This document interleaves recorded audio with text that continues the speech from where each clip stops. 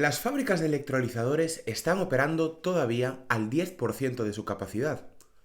Este dato tan llamativo lo arroja un informe de Bloomberg publicado esta misma semana y que evidencia que los proyectos todavía continúan retrasando las compras de los equipos principales. El aumento del uso de estas fábricas será uno de los principales motivos de una futura reducción de costes de los electrolizadores y por tanto del hidrógeno producido. Pero también estamos empezando a ver cómo llegan al mercado diferentes tecnologías disruptoras que van a tener tanto o mayor impacto. Hoy vamos a hablar sobre una de ellas. Yo soy Bryce Armiño. Y yo soy Javier Pollos.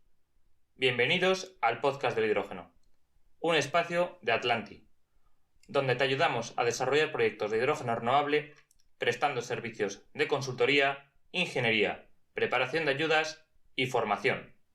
¡Empezamos!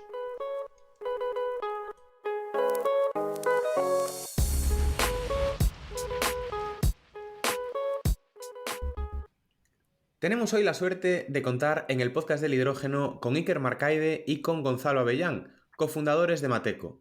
Bienvenidos a nuestro espacio. Hola, Bryce, Javier. Hola, buenas. Buenos días a ambos, un placer teneros aquí con nosotros en el podcast del hidrógeno.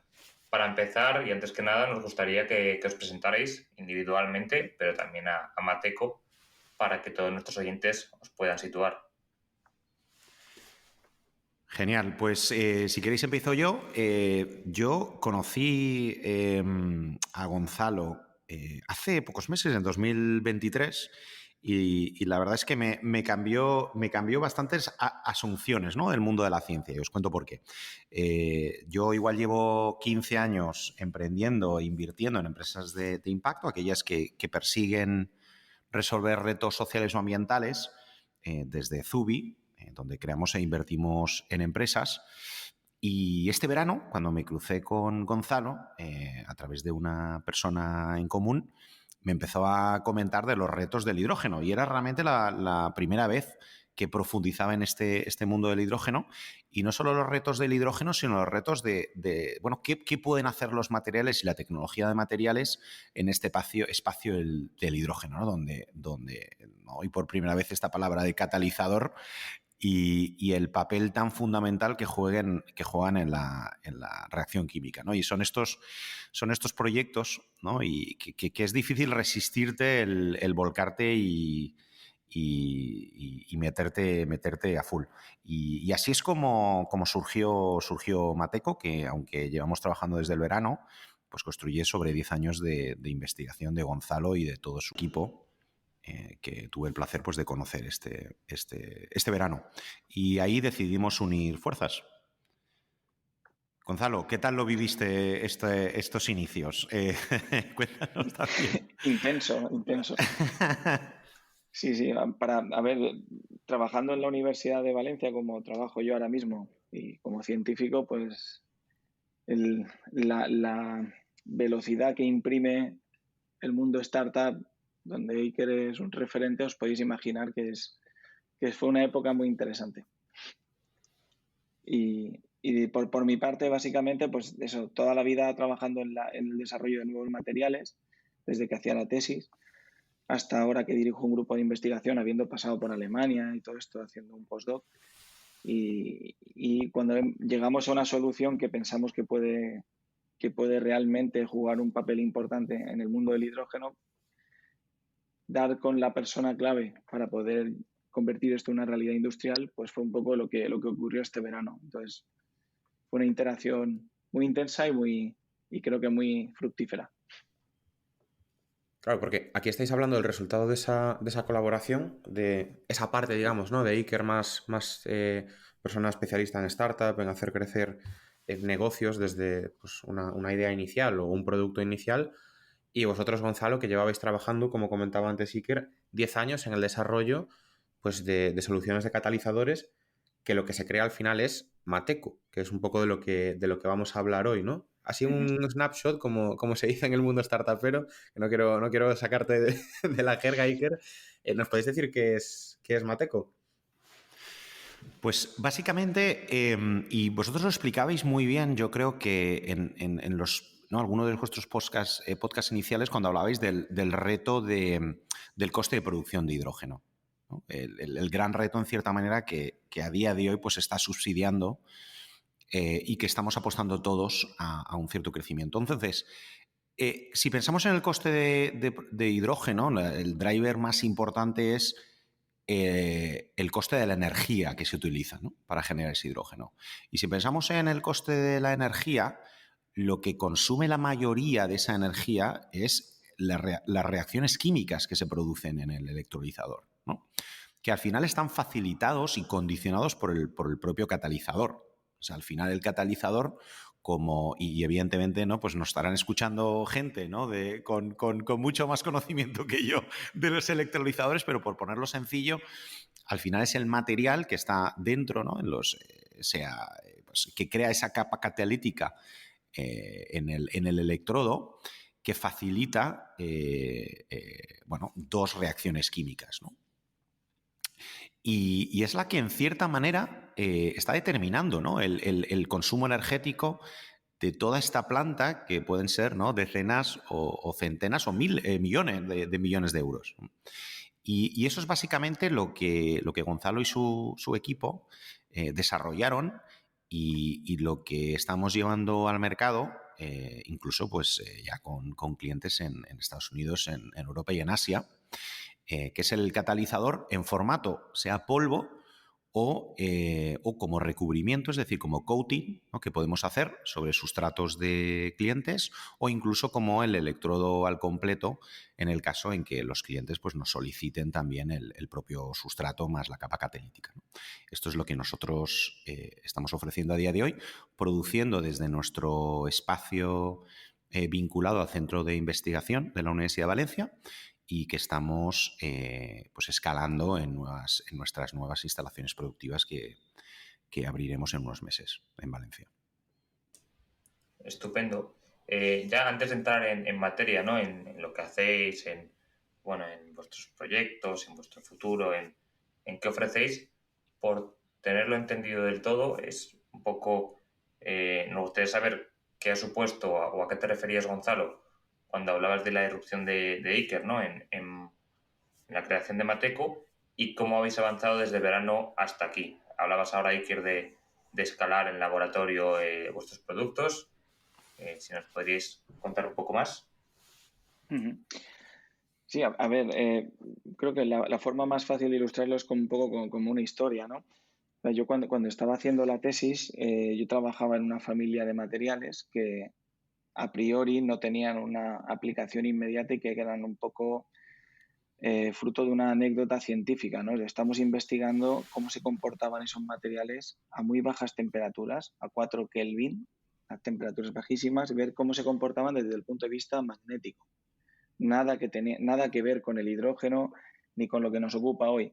Y de repente, a mitad de tesis doctoral, surgen un par de publicaciones en revistas muy prestigiosas en distintas partes del mundo en paralelo, donde ponen de manifiesto que la familia de materiales a los cuales yo estaba dedicando todo mi tiempo durante la tesis habían descubierto que podían catalizar, en este caso, una de las reacciones que tiene lugar en el ánodo, que se llama la evolución de oxígeno. Y lo hacía mejor que cualquier otro catalizador conocido, incluso los basados en metales preciosos, que son poco abundantes y escasos. Entonces, ahí es cuando hago un giro, pongo el foco de atención ahí y comienzo a formarme en los aspectos que tienen que ver con la electroquímica, que es lo que me permitía a mí como químico poder entender y medir las propiedades de los materiales que estábamos sintetizando.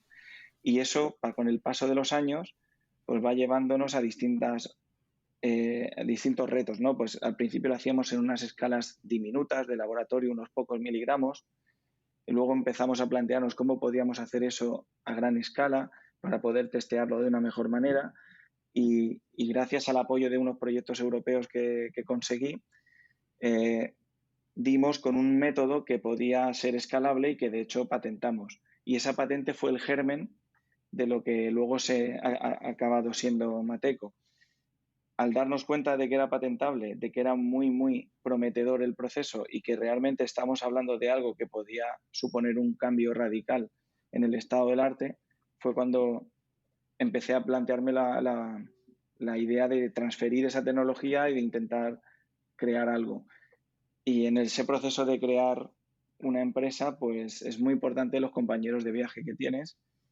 Y conocer a Iker fue como conocer al compañero de viaje ideal, ¿no? No solo por las capacidades y las cosas que te puede aportar, sino además por un alineamiento en la filosofía, que desde mi punto de vista es clave. El estar alineados, tener un objetivo común, tener unas razones, un porqué lanzarse a emprender y en mi caso pasar de estar 100% en el laboratorio a tener una visión más empresarial que tenga una razón que vaya más allá, una razón que tenga unas condiciones incluso alineadas con los valores de uno mismo. Entonces, ahí yo creo que fue también un poco el catalizador, ¿no? Esa visión conjunta y lo que hemos hecho es un poco abordar el reto. Ahora Iker puede comentar más en detalle, pero sobre todo darnos cuenta de que en la magnitud del reto, el momentum que está viviendo ahora mismo el mundo del hidrógeno y la necesidad de tener que correr mucho y además hacerlo muy bien si queremos entrar y ser el actor que queremos ser. Entonces ha sido un poco lo que nos ha traído de cráneo estos días, pero para bien. Exacto, lo has dicho, Gonzalo. Estamos hablando de valores, estamos hablando de también pues escalar, ¿no? esa empresa o este producto de acuerdo pues a unos ideales y a un impacto que se quiere dejar. Antes lo comentaba Iker también, que desde Zubi pues se invierte en este tipo de empresas de alto impacto y sobre todo pues que vengan a traer una repercusión positiva en el entorno. Y ahora yo, Iker, quería hacerte la pregunta a ti también, como experto pues, en emprendimiento y en desarrollo de empresas desde cero o desde abajo, casi mejor dicho. ¿Qué has visto tú en este sector del hidrógeno y qué es lo que estás haciendo o qué es lo que estáis haciendo desde vuestro grupo para dotar a Mateco pues, de esa estructura, de esa capacidad de crecimiento rápido, que es lo que se necesita? Porque estáis hablando de que os conocisteis en verano de 2023, de que ya tenéis un centro de producción que se está haciendo y de que ya tenéis pues, un equipo bastante serio montado, ¿no? Entonces, ¿cómo es todo este procedimiento? ¿Qué mecanismos estáis poniendo en marcha para ayudar a que esto sea una realidad lo más pronto posible? Sí, fíjate que desde Zubi, ¿no? Digamos de la unidad de Zubi Labs, que es de Venture Building, yo ya tenía en el radar la oportunidad de crear spin-offs conjuntamente con centros de investigación, ¿no? Y la verdad es que uno puede tener el plan que quiera, pero es cuando se le cruzan oportunidades concretas donde se pone manos a la obra, ¿no? Y esto es un poco igual lo que se cristalizó en estas conversaciones con Gonzalo, donde, bueno, al final, pues, bueno, a diferencia de igual de otros proyectos que hemos creado, pues he tomado un papel mucho más activo, ¿no? También es una inversión, ¿no?, más grande que la que hacemos en otros proyectos, precisamente por el carácter industrial igual, ¿no?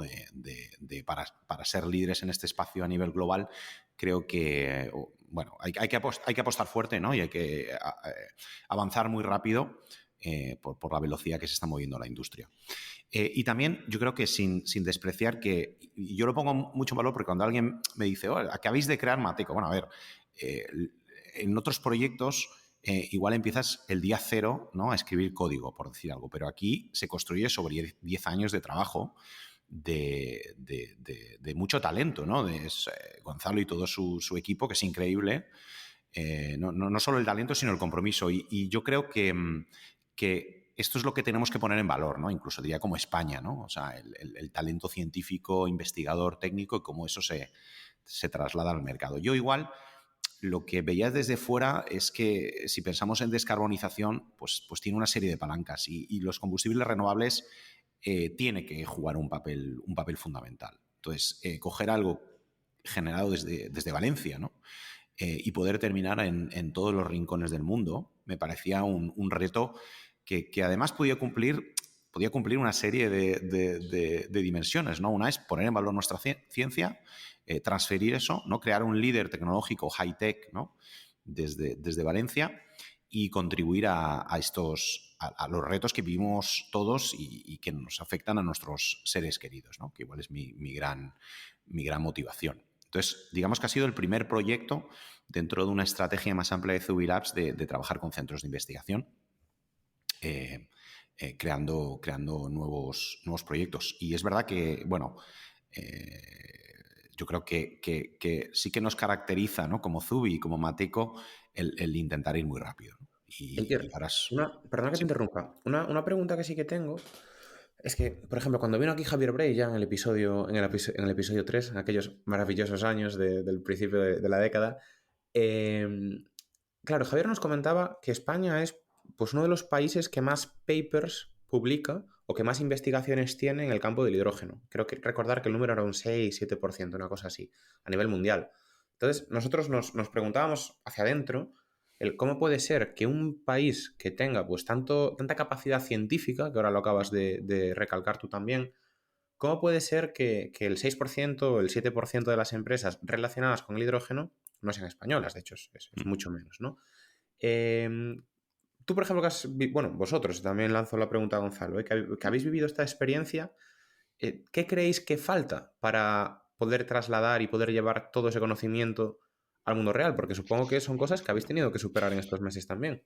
Sí, pero fíjate, yo estudié en MIT, hice 2 másters en MIT antes de lanzar mi primera empresa ya hace 15 años, y yo diría que hay un aspecto de referentes y cultural, ¿no? Fundamental. Es decir, para mí era como muy cercano ¿no? Casos de éxito surgidos desde MIT, muy vinculados a la ciencia, a la tecnología, que igual no estaba viviendo así en España, ¿no? Es verdad que el emprendimiento en 15 años ha evolucionado mucho, ¿no? Y creo que cada vez hay más casos de éxito. Igual no todos vinculados a la ciencia, ¿no? A laboratorios, y yo creo que esos puentes pues se están haciendo. Yo creo que Gonzalo y yo tenemos un cometido, casi diría ya, ¿no? Casi a nivel personal, de que esto sea un éxito para mostrar un camino para muchos más, ¿no? Sí, yo redundo en lo mismo. O sea, yo creo que desde el punto de vista de un científico, es la falta de referentes y de casos de éxito y lo que conlleva esos casos de éxito. Cuando ha habido varios casos de éxito por ejemplo, en España, si los hubiere, esos casos lo que hacen es generar una especie de idea común en la sociedad de que es factible el emprender desde la ciencia más fundamental, desde la ciencia que se genera en las universidades, por ejemplo, y que no es un salto al vacío, que era el sentir que tenía yo y muchos de los científicos que, pues, por ejemplo, tenemos una asociación en la Comunidad Valenciana que se llama AXEN, o sea, que es un tema de discusión habitual, y era, vamos, o sea, todos habíamos estado en el extranjero, habíamos vivido en distintas instituciones que era muy fácil la transición desde el laboratorio a la industria, y cuando volvíamos aquí era como todo más complicado por la falta hasta de incluso de los procesos adecuados. Entonces, yo a nivel personal, crear Mateco y que sea un modelo de éxito me lo tomo ya casi como una demostración desde Valencia, desde España, con ciencia hecha aquí, 100% de aquí, se puede transferir y crear una empresa Deep Tech que llegue a cualquier parte del mundo y contribuir con un grano de arena en demostrar que se puede hacer y que además merece la pena hacerlo. E incluso iba a añadir que sin pretensiones de ser segundos y terceros, ¿no? Como puedes crear algo, realmente es líder, ¿no? Y os cuento como anécdota, recientemente tuvimos una llamada con una empresa americana que está testeando distintos catalizadores, y es una empresa muy grande y tiene acceso a todo tipo, ¿no? De catalizadores, y nos decían, ¿no? O sea, por mucho lo vuestro es lo mejor de lo que hemos probado, ¿no? De todo el mundo. Entonces, eso evidentemente nos llena de orgullo, pero también pone en valor que no tenemos que tener absolutamente ningún complejo, ¿no? Para sentirnos orgullosos del trabajo que hacemos. Pues ole ahí, no podemos estar más de acuerdo con lo que acabáis de decir y desde luego abriendo camino.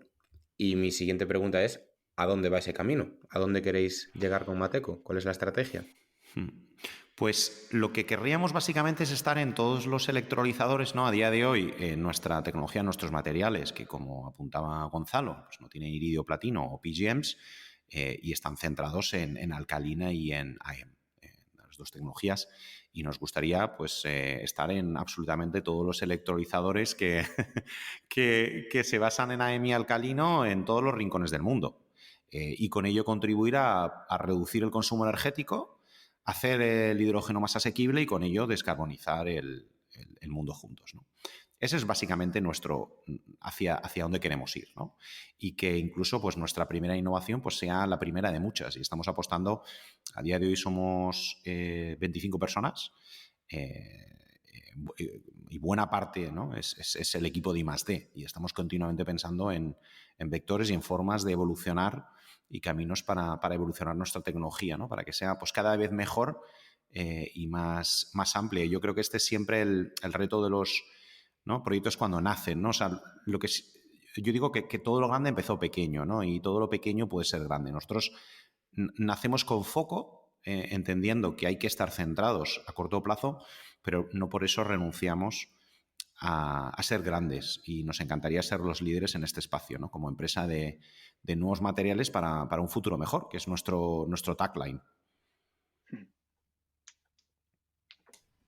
Estupendo. Oye, antes de seguir avanzando, que oye, pues alguno se ha perdido de los oyentes y yendo un poco a la tecnología, nos gustaría que nos explicarais qué es un catalizador y por qué son tan importantes en la electrólisis, para dejarlo claro.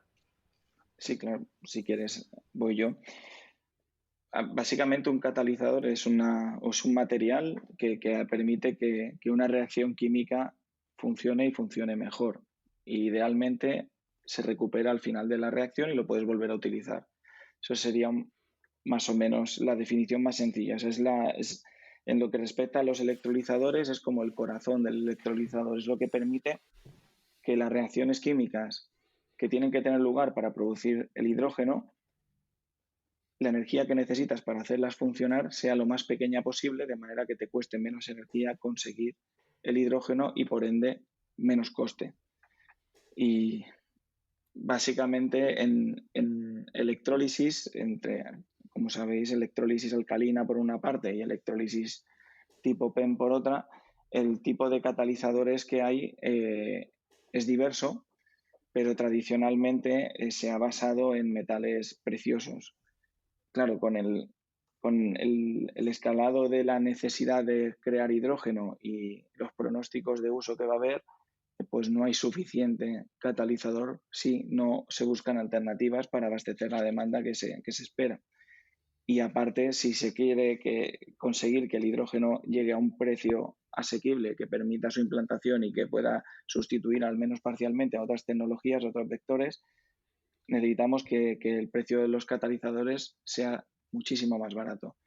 Y nosotros ahí incidimos porque los catalizadores que fabricamos actualmente para ánodos, aunque tenemos los cátodos en desarrollo y pronto serán una realidad comercial, pues no tienen ningún metal precioso, pero además los metales que tienen no están geolocalizados, que eso también tiene una componente importante a la hora de hacer negocio a escala mundial. Iba a añadir también en el plano técnico que cuando pensamos en catalizador no solo pensamos en que facilite una reacción química, sino que sean estables con el tiempo, ¿no? Y no se degraden. Es decir, que esto lo puedan hacer durante muchos ciclos, durante muchas horas de funcionamiento. Porque evidentemente, si esto lo metes en un electrolizador, lo que no quieres estar es ni incrementando el consumo energético con el tiempo de ese proceso de electrólisis, ni teniendo que abrir, ¿no? Los stacks y sustituir piezas, ¿no? Y esto es un parámetro fundamental y por ejemplo, ¿no? Por complementar, algunos de estos metales preciosos tienen problemas de contaminación con el tiempo, ¿no? Es decir, y esto deriva en que pues el consumo energético, ¿no? Los voltios que necesitas de sobrepotencial en una celda se deterioran, ¿no? Y aumentan con el tiempo, lo cual hacen la reacción química, digamos, menos eficiente y por tanto el sistema requiere pues, más consumo energético para producir mismas toneladas de hidrógeno, ¿no? Y eso es otro parámetro que es muy importante, especialmente pensando en perfiles que son muy agresivos como por ejemplo, perfiles renovables, ¿no? Y digamos que la innovación de Mateco, aunque se inició con una innovación de producto, con esos catalizadores, también tiene innovación en proceso, ¿no? Son formas en las que se crean esa capa catalítica sobre un soporte, ¿no? Que permiten la mínima degradación con el tiempo, ¿no? Claro. Y todos estos pasos como os podéis imaginar, los vamos protegiendo con patentes porque estamos creando continuamente mejoras a los procesos que nos llevan un poco siempre con el foco en la estabilidad. ¿Es patente sobre patente sobre patente o son diferentes? Todo un poco. Tenemos de todo un poco, tenemos las dos estrategias. Sí. Vale. O sea, yo creo que al final esta es, o sea, si pensamos, ¿no?, en negocios muy intensivos en conocimiento, en activos intangibles, pues la estrategia de propiedad intelectual es parte core, ¿no? Es parte fundamental, ¿no? Porque si pensamos en... Yo digo siempre, ¿no? Me encanta repetir que las ventajas competitivas siempre son temporales, ¿no? Y es la ventana que tienes para continuamente reinventarte, ¿no? Y la propiedad intelectual es lo que te permite esa ventana de oportunidad que la puedes aprovechar mejor o peor. Sí. Al mismo tiempo, a una startup le puede penalizar muchísimo el tema de las patentes porque son costes que luego después mantenerlos, si no les está sacando un rédito económico, es un desafío grande también, ¿eh? Sí, y es uno de los retos. Yo pensaría, oye, crear empresas nosotros también formamos parte de Cleantech for Europe, que es una alianza, una coalición, ¿no?, junto con Breakthrough Energy, que es la iniciativa de Bill Gates, para potenciar la reindustrialización de España, ¿no?, como hub Cleantech, ¿no? Y evidentemente, si pensamos incluso en los modelos de financiación, formas de desarrollo de escalado, donde hay un componente industrial, donde hay un componente de propiedad intelectual, pues el modelo de financiación tiene que estar algo distinto, ¿no?, que, por decir alguna startup que es una web, ¿no? Y esto es un ingrediente fundamental para que puedan surgir y crecer iniciativas como Mateco. Vale, pues entendido. Y ahora la siguiente pregunta que queríamos haceros es, vale, una vez que tenemos el producto y que estamos en esta fase de escalabilidad, de todavía mejora, ¿no?, de los catalizadores, etcétera, ¿cuál es vuestro cliente objetivo? ¿Sería el fabricante de los stacks? ¿Sería otro tipo de empresa? Sí. Nuestro cliente al final sería el que incorporaría nuestro componente dentro de un electrolizador, ¿no? Es verdad que hay players, ¿no?, que venden stacks, hay players que venden electrolizados, ¿no?, digamos que el conjunto completo, ¿no?, con el balance of plant. Y digamos que desde el punto de vista del material sería más bien quién podría incorporar nuestro catalizador en distintos soportes, ¿no? Y ahí pues el abanico es muy amplio, ¿no?, en función incluso diría de distintas innovaciones que están surgiendo, y esto que yo ha sido muy refrescante el ver que, bueno, más allá del electrolizador alcalino convencional, ¿no?, con una pésima eficiencia, ¿no?, el histórico, ¿no?, el que lleva cientos de años de cloroalcali, con unos, ¿no?, números de consumos energéticos, densidades de corriente, etcétera, etcétera, pues ha habido mucha evolución desde entonces, ¿no? Y es refrescante cruzarte con nuevas empresas y nuevos innovadores que están pensando en nuevas formas, y eso yo creo que es lo bonito de nuestra innovación en producto, ¿no?, que es que se puede aplicar de maneras muy distintas y jugar un papel en esa reacción química. Igual por complementar, pues los fabricantes de electrolizadores están por todo el mundo, ¿no? Evidentemente, Estados Unidos con una cierta tendencia más hacia PEM, pues eso es también la parte de refrescante, yo creo que de poder hablar, ¿no?, pues cada día con potenciales clientes o clientes repartidos por todo el mundo. Claro, lo has dicho, Estados Unidos PEM. ¿Por qué los catalizadores de tecnología alcalina no se utilizan en la tecnología PEM y lo mismo al contrario? ¿Nos podéis explicar un poco más técnicamente por qué tenemos esos grupos, esos Platinum Group Metals en el caso de la tecnología PEM, y en caso de la alcalina pues nos vamos a catalizadores generalmente más asequibles en términos económicos? Sí, a ver, hay distintos factores, pero hay uno que es crucial y que es muy sencillo de ver, que es el pH al que se trabaja en cada uno de los tipos de electrolizadores. En un electrolizador tipo PEM, los pH suelen ser ácidos, o sea, pHs muy bajos, y los catalizadores basados en metales abundantes, los baratos, generalmente son metales de transición que en esas condiciones se ven afectados. No aguantan igual de bien que los metales preciosos, que tampoco es que sean perfectamente estables. De hecho, ¿Qué quiere decir, Gonzalo? Perdona, ¿qué quiere decir que estén afectados? hay algunos catalizadores que funcionan en condiciones alcalinas que cuando tú lo pones a un pH bajo, directamente se disuelven o su estructura cristalina cambia. Vale. Entonces, Afectados, sí. sí, o destruido directamente. Y luego, por ejemplo, o sea, el pH al final es uno de los factores clave en los procesos de degradación. Afectan a todos los tipos de electrolizadores y a todos los tipos de componentes, desde el ánodo, el cátodo y la membrana, incluido todas las tuberías, conexiones. O sea, es un problema que subyace y intentar ir a condiciones de pH neutro sería un gran logro y es algo que está en la hoja de ruta de muchísimas empresas y grupos de investigación para minimizar todos estos problemas. O sea, hay catalizadores basados en metales preciosos que se usan a pHs ácidos en PEM, que la principal fuente de degradación también está relacionada con esto. Y luego en condiciones alcalinas, pues tenemos lo mismo. O sea, no es lo mismo trabajar en condiciones moderadamente alcalinas que extremadamente alcalinas, ¿no? O sea, eso también genera un efecto en la durabilidad que tienen los materiales, en cómo mantienen la estructura cristalina que les proporciona las propiedades catalíticas intacta y en los canales de degradación principales. Entonces yo diría que esa sería una de las condiciones clave para elegir uno u otro.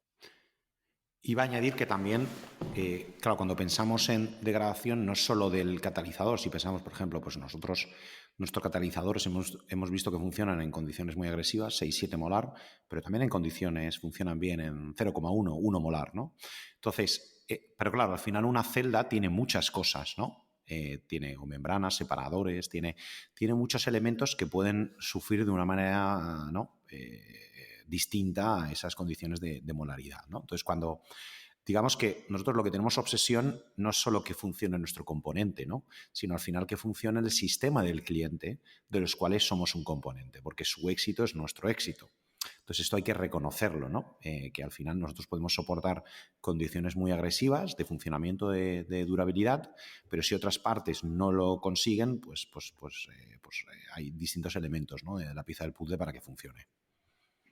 Incluso si la degradación de algunos componentes metálicos de un electrolizador genera en los electrolitos una serie de impurezas, esas impurezas no son inocentes y cuando se acercan a los electrodos e interaccionan pueden en algunos casos envenenar el catalizador de manera que la performance se va a pique, o si el catalizador es más resiliente, como es en nuestro caso, pueden tolerar una gran cantidad de impurezas de distinta naturaleza y eso a largo plazo sí que puede ser determinante en que puedan tener una durabilidad muy grande o no. Entonces tenemos que ir de la mano de los clientes para intentar explorar los límites que tienen nuestros catalizadores y corregir si hay algún fallo. Claro. Y fíjate que esto es un aprendizaje interesante, ¿no? Para nosotros, que al final nosotros hablamos de que nuestra ambición sería tener nuestros materiales, nuestros electrodos, nuestros catalizadores, nuestros revestimientos en todo el mundo, ¿no? En cualquier electrolizador, a día de hoy, AM y alcalino. La realidad es que después, como eso lo utilizan y lo integran dentro de su electrolizador, es muy distinto. O sea, no hay una estandarización, por eso para nosotros es muy importante ese diálogo, ¿no? Y cómo se está usando y resolver incidencias, etcétera, etcétera, porque no es una zapatilla que te la pones y sales a correr, ¿no? O sea, es un elemento que se integra dentro de un sistema y que cada fabricante está innovando, diseñando, replanteando, ¿no? Distintos elementos que afectan al performance y, por tanto, la durabilidad, la eficiencia, etcétera, etcétera, ¿no? Bueno, eso es súper interesante lo que acabáis de comentar porque, claro, yo no había reparado en eso. Es una opción el hacer tu producto, vendérselo y que ellos se apañen, pero al mismo tiempo que vosotros estáis trayendo una innovación disruptiva al sector de los catalizadores, puede ser que mañana, bueno, en el caso ácido, la tecnología PEM es la membrana la que proporciona esa atmósfera, ¿no? O en el caso alcalino, también para que los oyentes lo sepan, es el electrolito, al final, que crea ese ambiente más básico. Puede ser que haya otras disrupciones dentro de esos componentes que estáis comentando, cambios, nuevas pruebas, etcétera, que necesiten de una adaptación también en vuestros productos, o que incluso, pues vamos a decir que en el caso PEM, pues la membrana deja de ser el Nafion y pasa a ser pues una membrana pues quizás menos ácida, o que crea un ambiente que vuestros catalizadores pueden soportar. Entonces, al final también no deja de ser una interrelación entre todos esos elementos que comentáis ahora, Gonzalo e Iker, que os obligan a estar trabajando constantemente con terceras empresas. Eso sí que no había reparado yo también en eso. Y no solo componentes, sino también configuraciones, ¿no? No es configuración. O sea, puedes tener una tendencia de un componente, pues por ejemplo, comentas una membrana, pues bueno, la tendencia de eliminar el flúor, ¿no? Por temas medioambientales, pues está poniendo mucha presión en el sector de las membranas, y de ahí van a surgir nuevas soluciones que tendrán otras condiciones de contorno, ¿no? Pero también a veces el pensar, puede haber soluciones con una configuración u otra, ¿no? Y Gonzalo apuntaba a la molaridad, ¿no? Pero hay muchas otras dimensiones que pueden cambiar, ¿no? Y cómo interactúan con un sistema u otro. Y al final, evidentemente, lo que tienes que garantizar es que tu cliente, ¿no?, que tiene el sistema, que integra tu componente, pueda dar en su conjunto un performance y una garantía a su cliente final, ¿no? Y eso es algo que nosotros tenemos muy presentes, ¿no? Bueno, al final, evidentemente, ¿no?, el cliente de nuestro cliente, ¿no?, que es el desarrollador de proyectos de hidrógeno, tiene que estar muy contento, ¿no?, con la solución de nuestros clientes, y ahí tenemos que formar equipo. Oye, y en vuestros actuales, digamos, consumidores, ¿no?, la tecnología alcalina y la tecnología aniónica, ¿veis diferencias, por ejemplo, en cuanto a cómo afectan a los catalizadores, si los catalizadores tienen que ser diferentes para una o para otra? Porque al final también ese ambiente básico, pues en la AM puede estar en el 1 al 5%, mientras que en la alcalina pues estamos hablando de entre el 20 y el 40%, depende del fabricante. ¿Veis que haya diferencias ahí? Sí, sí que hay. Además, no solo es eso, es las condiciones alcalinas y las condiciones a las que operas. No es lo mismo operar en altas corrientes que en bajas o que en intermedias. Los procesos se pueden ver afectados y sí que vemos que hay pues no todo el mundo reacciona igual en las mismas condiciones y los retos que tienes que abordar como fabricante de catalizadores no son los mismos en distintas condiciones, incluso de propiedades mecánicas, de hidrodinámica y cosas por el estilo. Entiendo que vas, Gonzalo, sobre todo por el tema de que la aniónica pues, funciona a mayores intensidades de corriente que la alcalina, por ejemplo. Uh-huh. ¿Y cómo puede afectar una intensidad de corriente a un catalizador? Eso no lo... ¿Qué genera? ¿Qué afecta a la degradación? También puede, o sea, por ejemplo, hay una forma muy fácil de visualizarlo, es si un catalizador está basado en un óxido de un metal de transición, por ejemplo, las propiedades de conductividad eléctrica no son ideales, no son como las que pueda tener un metal en estado de oxidación cero. Entonces, a mayor corriente que hagas pasar por ese catalizador, pues tienes una serie de procesos que hacen que el catalizador se caliente. Como consecuencia de calentarse y estar en unas condiciones agresivas redox, pues puedes inducir procesos que no quieres. Y eso al final se traduce en que tu material, en función de la corriente que le estás pasando, puede tener velocidades de degradación radicalmente opuestas. Y a lo mejor no lo tienes monitorizado y te puede llevar a estimar durabilidades que no son correctas si no las mides de la forma correcta y en las condiciones adecuadas. Qué bueno. Y esto es interesante porque, claro, lo que te das cuenta es que hay, ¿no? Igual, hay empresas, ¿no?, que están apostando por yo primo eficiencia y por tanto consumo energético, es decir, bajos voltajes, por decir algo a nivel de celda, y igual no les preocupa tanto las densidades de corriente y no aspiran a tener, ¿no? Y ahí están jugando más a un juego de OPEX que de CAPEX, por decir algo, ¿no? Y eso lleva pues toda una serie. Y tenemos clientes, ¿no?, que están un poco, pues, oye, ¿cómo reduzco mi consumo energético? Y hay otros clientes que igual están apostando más bien por CAPEX más que por OPEX. Es decir, yo me gustaría operar a densidades de corriente algo más altas. Igual con eso perjudico algo la eficiencia energética porque voy a voltajes algo más altos, pero esta es mi... ¿no? Y después hay players que igual están intentando combinar los dos y pensando más casi ¿no?, total cost of ownership o cuál es el impacto en el COH de mis distintos componentes y conjugando el OPEX y el CAPEX, ¿no? Y diría que incluso a nivel global, pues hay distintas regiones que están primando más unos que otros, ¿no? Si, por ejemplo, pues cuál es el coste de la electricidad, o por ejemplo, en función de cómo se están financiando los proyectos, quién está financiando el CAPEX, cómo de fácil es o no, por ejemplo, ¿no?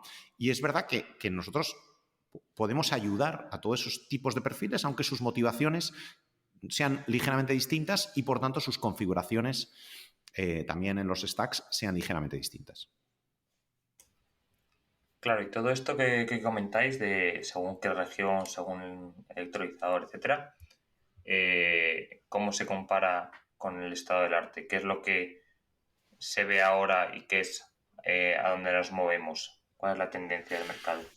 Pues fíjate, una cosa que me llama mucho la atención, ¿no? Aterrizando en este espacio, es que una cosa es lo que está comercialmente disponible y otra es lo que se está trabajando, ¿no? Y hay un gap, ¿no?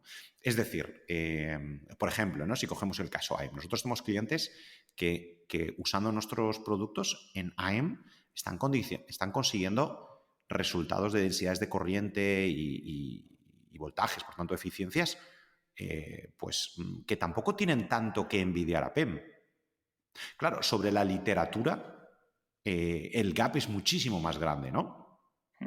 Entonces, esto yo creo es lo interesante, ¿no? Que se están como cocinando muchas cosas detrás, igual nosotros, porque formamos parte, ¿no? Como un componente de estas conversaciones, pues es muy interesante ver, ¿no? Hacia la tendencia y lo que son los objetivos ¿no? del Clean Hydrogen Partnership o de DOE, ¿no? Que parecen 2050 como inalcanzables.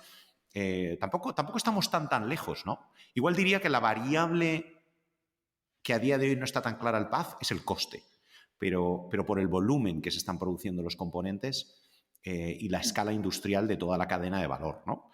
Pero a nivel performance, densidades de corriente, voltajes, degradaciones, etcétera, etcétera, yo creo que por lo menos los clientes con los que estamos trabajando tienen un cierto camino, ¿no? Aprovechando innovaciones como las nuestras, por ejemplo.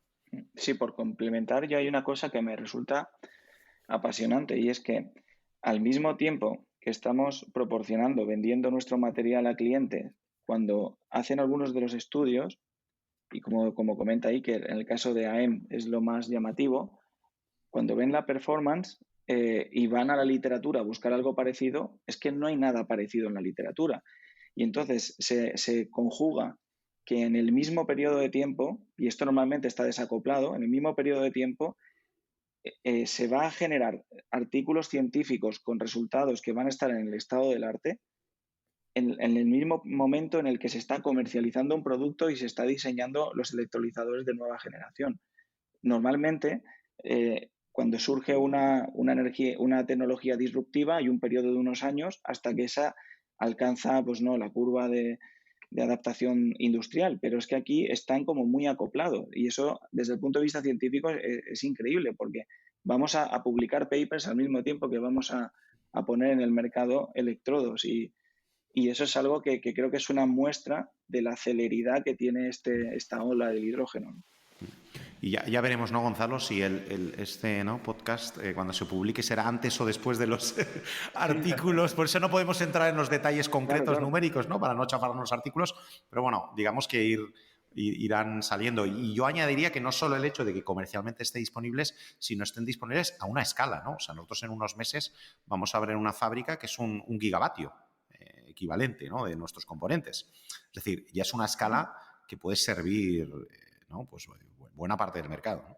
Claro, es que ahora mismo un artículo científico de vanguardia puede ser, he hecho un single atom catalyst sobre una superficie en una celda electroquímica hipercontrolada en un laboratorio con cantidades de miligramos. Pero es que no estamos hablando de eso, estamos hablando de catalizadores que se producen en masa, que estamos vendiendo y comercializando. Entonces, que ese material que va a ser comercial esté a la vanguardia es lo que es apasionante.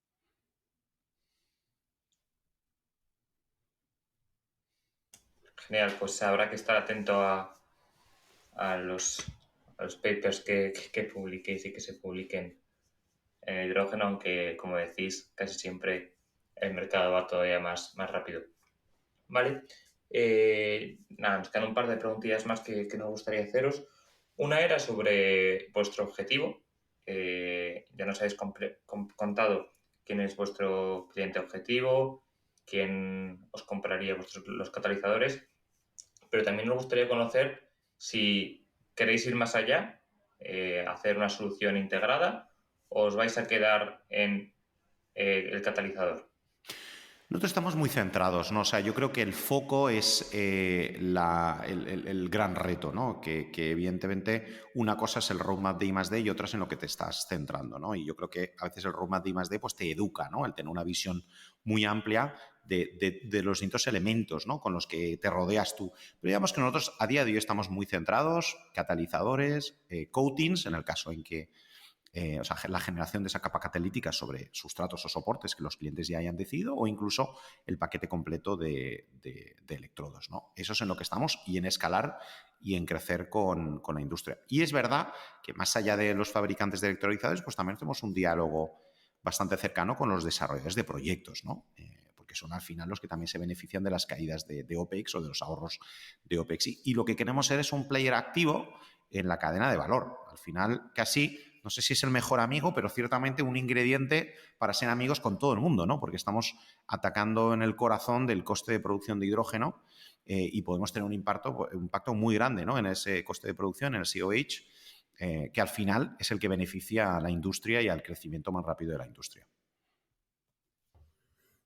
Y yo no puedo dejar de preguntarme, Gonzalo, Iker, ¿cómo se hacen estos productos? Es decir, un catalizador no deja de ser, perdón por la simplificación, que después de 10 años de trabajo esto te va a sentar como una patada, Gonzalo, pero una mezcla de metales, ¿no? En ciertas proporciones, con ciertos aglutinamientos, para lograr lo que estamos comentando, acelerar reacciones y hacerlas de la forma más eficientes posibles.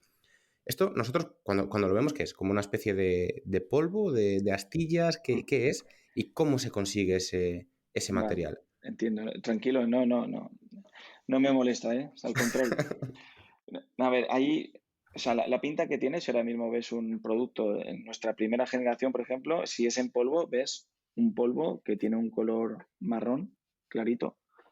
O si ves un electrodo, no dejas de ver pues el típico electrodo metálico con una pátina de color, ¿no? Ese es el aspecto físico que para que uno se lo imagine, ¿no? La sutileza, y ahí tengo que hacer una apología de la química, lo siento por defecto profesional, o sea, la clave está en la nanotecnología que utilizamos para hacer los electrodos, porque a diferencia de la idea que lanzas de que es una mezcla de metales donde hay un aglutinante, un tal, la clave está en ir un escalón por debajo. Es intentar colocar el metal en la posición en la que quieres que esté y además hacerlo de una manera que sea bottom up, de abajo hacia arriba, en el cual las moléculas hagan que se ensamble de esa manera y el catalizador entero, los kilos o toneladas de catalizador que hagas, todas tengan exactamente esa misma estructura. Y lo que nos hemos dado cuenta es que no es lo mismo mezclar los metales que pueden ser típicos y que pueden estar siendo utilizados por otras empresas, no es lo mismo mezclarlos con un determinado aglutinante, una determinada proporción, sino en cómo conseguimos que cristalice en la posición atómica que queremos. Y el diablo está en los detalles, y en los catalizadores de Mateco eso es una máxima. Es en cómo están dispuestos en el espacio. Y de esa forma también maximizas la superficie de contacto, pues, por ejemplo, con el electrolito. Vale. ¿no? O sea, al final tú tienes algo que es muy activo, pero que tienes muchísima superficie de contacto. Entonces, como tú apuntas desde fuera, lo verías, esto es un polvo, esto se parece a la sal, por decir algo, de otro color, ¿no? Pero realmente, si tú haces zoom y miras la estructura hasta la escala nano, como comenta Gonzalo, verías que realmente eso tiene muchos recovecos y una superficie activa, ¿no? Y de contacto muy, muy grande, ¿no? Que es, en cierta manera, que está diseñado así, de esta manera, para realmente que cumpla su función, ¿no? Vale, entendido. Y esto, bueno, pues por estos mecanismos que comentáis, se deposita sobre los electrodos. Y así es como tenemos ya, pues, bueno, después se unen a la membrana o al diafragma o lo que sea, y obtenemos la famosa MEA.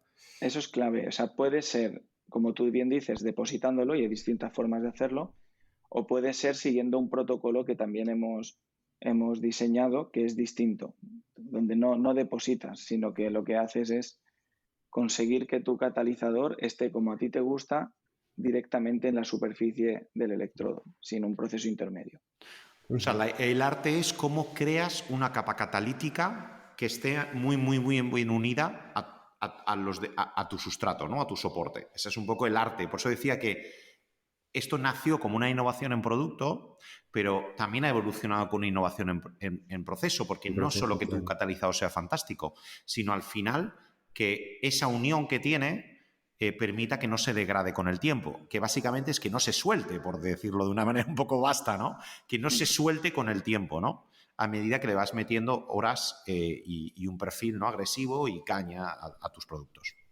Claro, por darle una pincelada más técnica, que no sea susceptible a la degradación de los ionómeros, de los binders y todo este tipo de cosas, que suele ser el punto débil de muchos procesos de deposición. Buenísimo, buenísimo. Y esto, o sea, esta innovación en proceso, porque, bueno, a mí me quieren sonar cosas, ¿no? Por ejemplo, del sector de la industria electrónica, con el bombardeo que se hace pues, a las placas o cosas por el estilo. ¿Esto lo habéis originado desde cero o lo habéis importado también de otra industria y lo habéis aplicado aquí? Porque me parece asombroso, vaya, el ser capaces de mejorar los procesos actuales ya que... Yo voy a entrar ahí porque aun siendo un tema técnico, yo he de admitir, ¿no? Que a mí, Gonzalo y su equipo, ¿no? Y el equipo, o sea, Gonzalo, Jorge, Álvaro, Vicente... Paula, o sea, a mí me parecen unas personas extraordinarias, ¿no? O sea, yo no sé, ¿no? Y a Gonzalo también, ¿no? Alguna vez hemos hablado de esto, le gusta mucho la música, ¿no? Y hay un elemento de creatividad, ¿no? Con la música, con la ciencia, que es fundamental. Y yo he de decir que no, o sea, en este proyecto me levanto y cada día aprendo algo nuevo, ¿no? Y a mí me encanta aprender, ¿no? Y yo creo que, ¿no? Además, no son el perfil de, ¿no? Bueno, y Vicente también, ¿no? Que se me ha olvidado mencionar. No son el perfil de que se encierran en un laboratorio y no quieren hablar con nadie, ¿no? Sino que les gusta interactuar, les gusta, ¿no? Encontrar nuevas formas, nuevos ángulos, ¿no? Se involucran mucho con el resto de los equipos. Y yo esto creo que es uno de los grandes activos que tiene Mateco, ¿no? Y en parte, pues el origen también, ¿no? Y por responder, ¿no? Pues sí, es algo que se les ha ocurrido como una forma, pues como muy, muy distinta de abordar un problema, ¿no? Y igual es por la ventaja o la oportunidad de controlar el proceso aguas arriba, ¿no? Porque generamos el catalizador, ¿no? Si igual no lo generáramos, pues sería un reto, ¿no? Igual el controlar todo el proceso aguas abajo.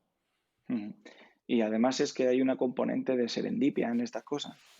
O sea, que eso sí es algo que siempre reivindico. O sea, la investigación básica, aparentemente inútil, 6 años más tarde te puede dar la clave para conseguir un proceso que te pone 3 pasos por delante de tus competidores.